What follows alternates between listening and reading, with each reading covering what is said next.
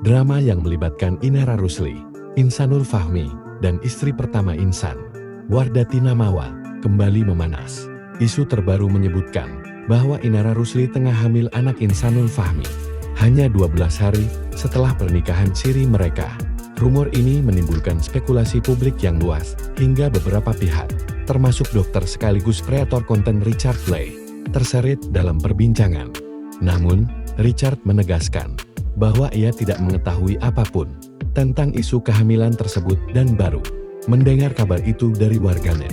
Ia juga enggan berkomentar soal sikap Insanul Fahmi terkait permintaan maaf kepada Inara. Sementara itu, Wardati Namawa, istri sah Insanul yang menjadi pelapor dalam dugaan kasus perzinahan, menyatakan dirinya mantap mengakhiri pernikahan secara prinsip.